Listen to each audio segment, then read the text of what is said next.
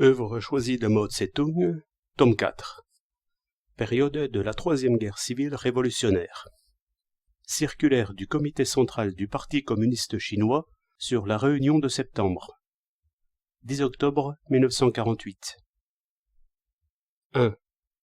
En septembre 1948, le bureau politique du Comité central a tenu une réunion à laquelle ont assisté 7 membres du bureau politique, 14 membres et membres suppléants du Comité central et 10 camarades chargés d'importantes responsabilités, dont les principaux dirigeants du parti et de l'armée en Chine du Nord, en Chine de l'Est, dans les plaines centrales et en Chine du Nord-Ouest.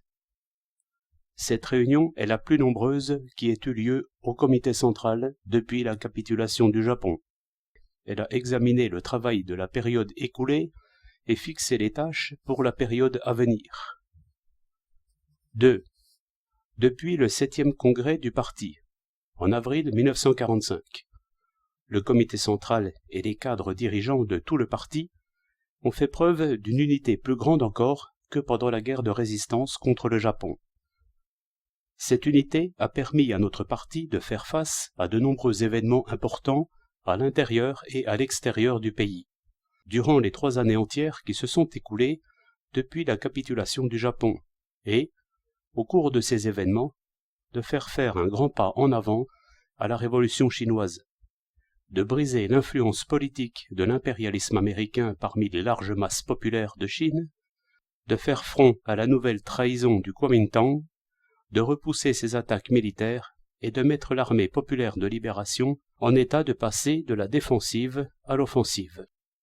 Au cours de ces 2 dernières années de combat, de juillet 1946 à juin 1948, l'armée populaire de libération a infligé à l'ennemi des pertes s'élevant à 2 640 000 hommes, dont 1 630 000 prisonniers.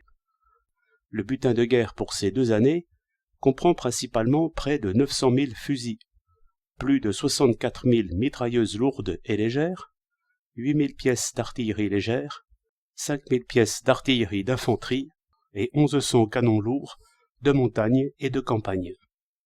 Pendant la même période, l'armée populaire de libération a vu ses effectifs monter de 1 200 000 hommes à 2 800 000.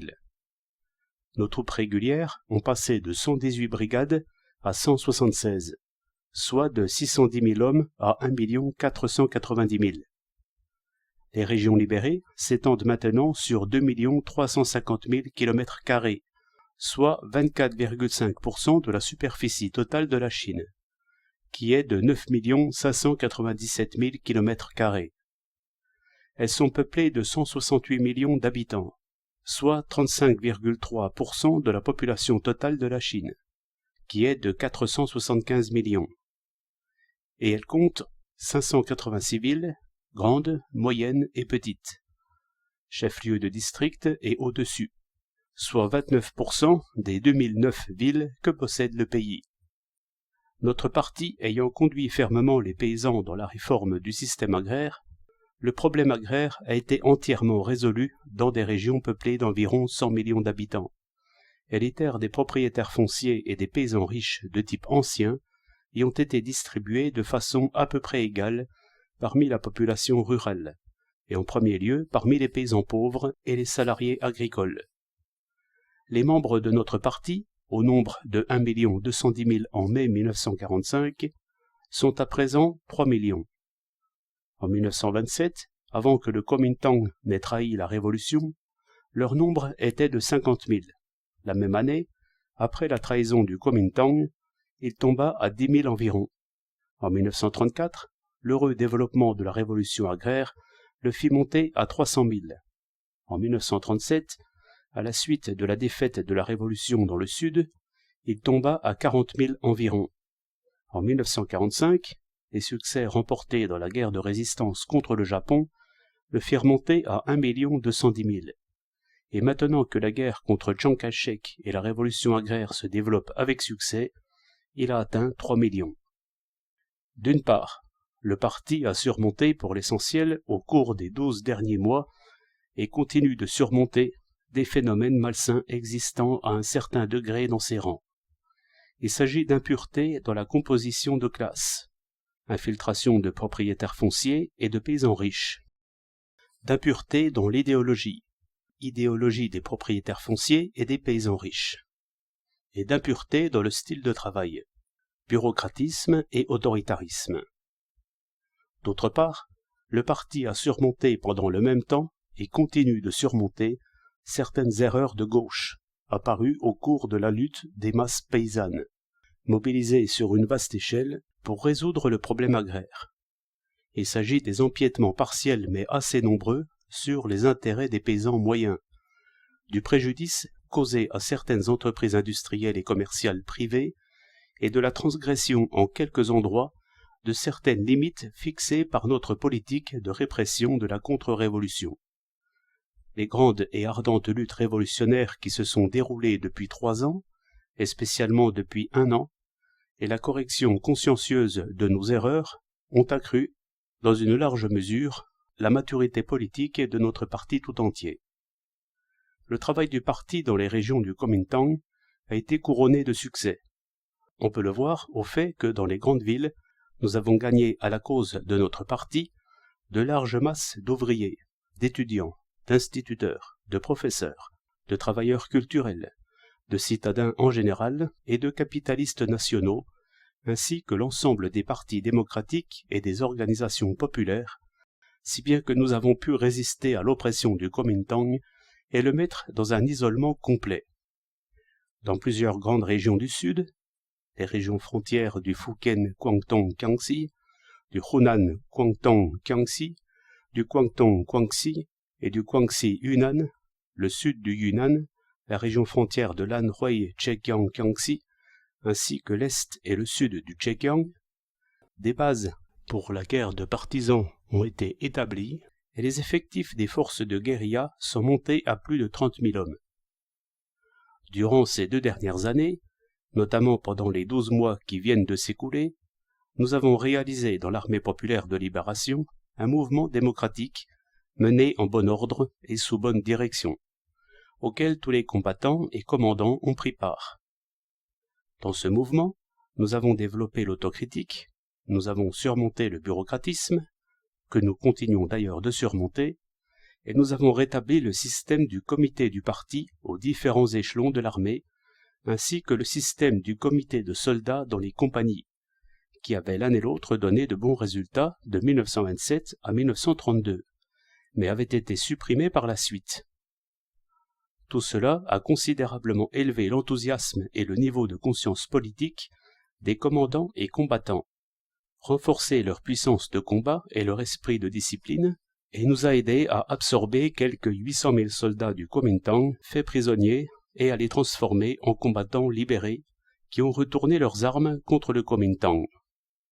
Au cours des 2 dernières années, nous avons, dans les régions libérées, mobilisé parmi les paysans qui ont obtenu des terres quelques 1 600 000 hommes pour qu'ils s'enrôlent dans l'armée populaire de libération. Nous avons déjà un assez grand nombre de chemins de fer, de mines et d'industries, et notre parti déploie une grande activité pour apprendre à gérer l'industrie et à faire du commerce. Dans le courant de ces 2 dernières années, nos industries de guerre ont pris un grand développement, mais elles ne sont pas encore à même de répondre aux exigences de la guerre. Nous manquons de certaines matières premières et machines importantes, et, pratiquement, nous ne pouvons pas encore produire de l'acier. En Chine du Nord, dans des régions où la population se chiffre à 44 millions, nous avons établi un gouvernement populaire unifié, dans lequel notre parti collabore avec des démocrates en dehors du parti. Afin de faciliter le soutien au front, nous avons décidé de charger ce gouvernement d'unifier la direction et l'administration de l'économie, des finances, du commerce, des banques, des communications et des industries de guerre dans les 3 régions de la Chine du Nord, de la Chine de l'Est, avec 43 millions d'habitants, et de la Chine du Nord-Ouest, avec 7 millions d'habitants. Et dans un proche avenir, nous comptons étendre cette unification à 2 autres régions, le Nord-Est et les plaines centrales. 3. À la lumière de nos succès dans les combats des 2 dernières années et de la situation générale entre l'ennemi et nous, la réunion du bureau politique a estimé qu'il était parfaitement possible, en 5 ans environ, à partir de juillet 1946, d'édifier une armée populaire de libération de 5 millions d'hommes, d'anéantir au total quelques 500 brigades ou divisions des troupes régulières de l'ennemi, une moyenne d'environ 100 brigades par an, d'infliger des pertes de quelques 7 500 000 hommes à ses forces régulières et irrégulières et à ses unités spéciales, une moyenne d'environ 1 500 000 hommes par an, et de renverser fondamentalement la domination réactionnaire du Kuomintang. Le Kuomintang avait une force militaire de 4 300 000 hommes en juillet 1946. Au cours de ces 2 dernières années, 3 90 000 de ces soldats ont été mis hors de combat ou ont déserté, tandis qu'ils recrutaient 2 440 000 hommes. Sa force actuelle est donc de 3 650 000 hommes. On estime que dans les 3 années à venir, le Kuomintang pourra encore recruter 3 millions d'hommes et qu'environ 4 500 000 seront probablement mis hors de combat ou déserteront. Ainsi, au bout de 5 années de combat, il est probable qu'il ne restera plus au Kuomintang que 2 millions d'hommes environ. Notre armée compte maintenant 2 800 000 hommes. Dans les 3 années à venir, nous projetons d'incorporer dans nos forces 1 700 000 prisonniers, estimés aux 60% du total des prisonniers que nous ferons, et de mobiliser 2 millions de paysans qui s'enrôleront dans l'armée. Compte tenu des pertes, notre armée approchera probablement des 5 millions à la suite de 5 années de combat. Si 5 années de combat aboutissent à ces résultats, on pourra dire que nous aurons fondamentalement renversé la domination réactionnaire du Kuomintang. Pour remplir cette tâche, nous devons anéantir chaque année environ 100 brigades, ou divisions, des troupes régulières de l'ennemi, ce qui fait un total d'environ 500 brigades ou divisions en 5 ans. Voilà la clé de la solution de tous les problèmes. Étant donné que les troupes régulières de l'ennemi que nous avons anéanties équivalaient en effectif à 97 brigades ou divisions dans la première année de combat et à 94 brigades ou divisions dans la seconde, nos objectifs peuvent être atteints et même dépassés. Sur les 3 650 000 hommes qui représentent la totalité des forces actuelles du Kuomintang, 70% se trouvent engagés en première ligne, au nord de la ligne formée par le Yangtze et les monts de Pashan, à l'est de la ligne Lancheo, mont de Rolan, et au sud de la ligne Chengte, Changchuen. Seulement 30% environ sont à l'arrière, y compris les forces qui sont au sud de la ligne formée par le Yangtze et les monts de Pashan, et celles qui sont à l'ouest de la ligne Lancheo, mont de Rolan. Sur les 285 brigades, soit 1 980 000 hommes, qui constituent la totalité des forces régulières actuelles du Kuomintang, 249 brigades, soit 1 742 000 hommes, se trouvent en première ligne, 99 brigades, soit 694 000 hommes, sur le front nord, et 150 brigades, soit 1 048 000 hommes, sur le front sud. 36 brigades seulement, soit 238 000 hommes, sont à l'arrière, et ce sont pour la plupart des troupes récemment formées, et dont la puissance de combat est faible.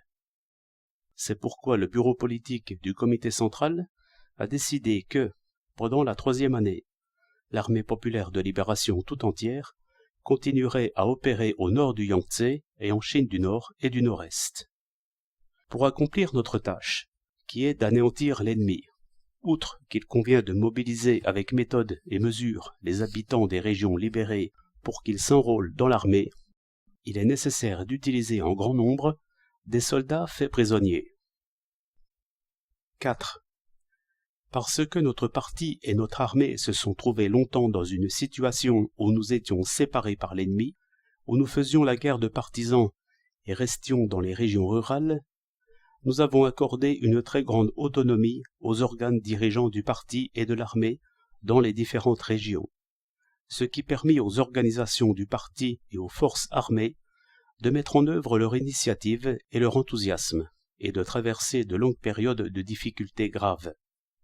Mais en même temps, Ces circonstances donnèrent lieu à certaines manifestations d'indiscipline et d'anarchie, de régionalisme et d'esprit de partisans qui furent nuisibles à la cause de la Révolution.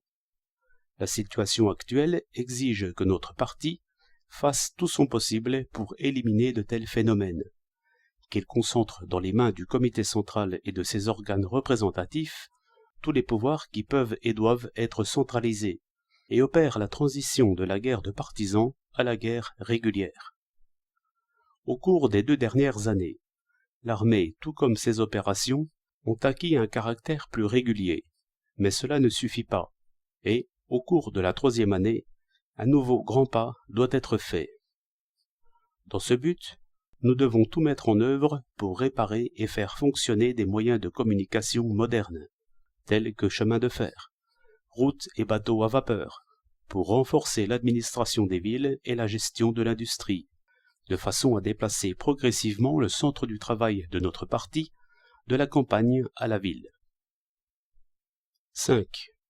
Conquérir le pouvoir dans tout le pays exige de notre parti qu'il forme rapidement et systématiquement un grand nombre de cadres capables d'administrer les affaires militaires, politiques, économiques et celles du parti, de la culture et de l'éducation.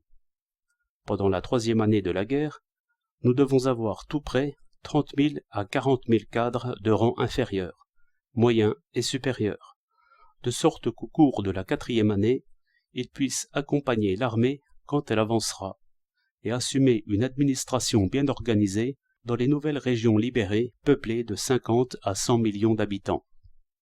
La Chine a un vaste territoire et une population nombreuse, et la guerre révolutionnaire se développe avec une grande rapidité. Mais notre réserve de cadres est très insuffisante. C'est là une très grande difficulté. Dans la préparation des cadres au cours de la 3e année, tout en comptant sur les régions libérées anciennes pour en fournir la majorité, nous devons prendre soin de recruter également des cadres dans les grandes villes contrôlées par le Kuomintang. Il y a dans les grandes villes des régions du Kuomintang beaucoup d'ouvriers et d'intellectuels qui peuvent participer à notre travail et qui ont, en général, un niveau culturel plus élevé que les ouvriers et les paysans des régions libérées anciennes. À l'exception des éléments réactionnaires, nous devons utiliser en grand nombre ceux qui travaillent dans les organismes économiques, financiers, culturels et d'éducation du Kuomintang. Dans les régions libérées, l'enseignement scolaire doit être rétabli et développé. 6. Le mot d'ordre pour la convocation d'une conférence consultative politique a rallié autour de notre parti tous les partis démocratiques, toutes les organisations populaires et tous les démocrates sans parti des régions du Kuomintang. Nous sommes en train de prendre des dispositions pour que des personnalités représentatives de ces partis et organisations puissent venir dans les régions libérées et nous nous préparons à convoquer en 1949 une conférence où seront représentés tous les partis démocratiques, toutes les organisations populaires et tous les démocrates sans parti de Chine, dans le but d'établir le gouvernement central provisoire de la République populaire de Chine. 7. Le rétablissement et le développement de la production industrielle et agricole dans les régions libérées constitue un chaînon important de notre effort pour soutenir la guerre et vaincre les réactionnaires du Kuomintang.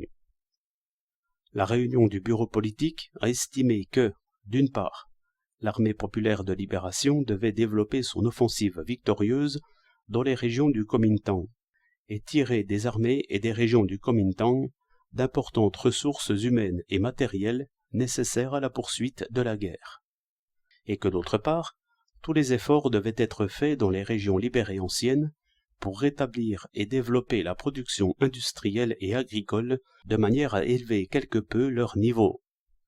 C'est seulement après avoir accompli nos tâches dans ces 2 domaines que nous pouvons être sûrs de renverser la domination réactionnaire du Kuomintang. Autrement, ce sera impossible. Nous rencontrerons beaucoup de difficultés dans l'exécution de ces tâches.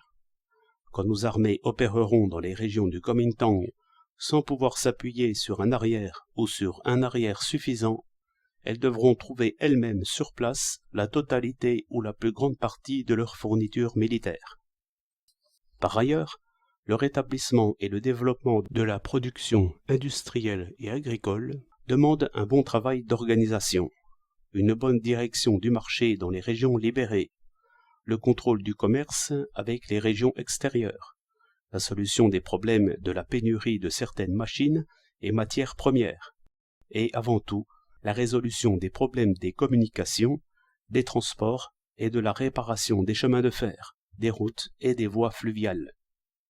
Actuellement, de grandes difficultés se présentent dans la situation économique et financière des régions libérées. Bien qu'elles soient beaucoup moins grandes que celles du Kuomintang, elles n'en existent pas moins. Elles proviennent principalement de ce que nos ressources humaines et matérielles ne suffisent pas aux besoins de la guerre, et que l'inflation s'est accentuée sensiblement. Ces difficultés comptent parmi leurs causes l'insuffisance de notre travail d'organisation, particulièrement dans le domaine économique et financier. Nous estimons qu'elles peuvent et doivent être surmontées. Dans ce but, nous devons combattre le gaspillage et appliquer un régime de stricte économie. Au front, nous devons veiller à ce que tout butin soit remis aux autorités. Nous devons ménager nos forces vives, prendre bien soin des armes, nous garder de gaspiller les munitions et de maltraiter les prisonniers. À l'arrière, nous devons réduire les dépenses de l'administration, mobiliser moins de main-d'œuvre et de force animale dont l'emploi ne représente pas une nécessité urgente, réduire le temps consacré aux réunions, observer les saisons agricoles de manière que les travaux des champs se fassent à temps, réduire les frais dans la production industrielle, augmenter la productivité du travail, mobiliser le parti tout entier pour apprendre à diriger la production industrielle et agricole, et à faire le commerce, déployer les plus grands efforts possibles pour organiser convenablement l'économie des régions libérées, surmonter la cécité qui frappe les marchés et mener les luttes nécessaires contre tous les spéculateurs et trafiquants. Si nous nous attelons sérieusement à toutes ces tâches, nous pourrons certainement venir à bout de nos difficultés. 8. Élever le niveau théorique des cadres et élargir la démocratie au sein du parti constituent des chaînons importants dans l'accomplissement des tâches précitées. La réunion du bureau politique a adopté une résolution spéciale concernant l'élargissement de la démocratie au sein du parti. Il a discuté aussi le problème de l'élévation du niveau théorique des cadres et attiré sur ce problème l'attention de tous les camarades présents. 9. Le 6e congrès du travail s'est déroulé avec succès et la Fédération des syndicats de Chine a été fondée. Dans le premier semestre de l'année prochaine, un congrès des femmes sera convoqué pour former la Fédération nationale des femmes démocrates de Chine et un congrès de la jeunesse pour former la Fédération nationale de la jeunesse de Chine. Et la Ligue de la jeunesse de démocratie nouvelle sera constituée.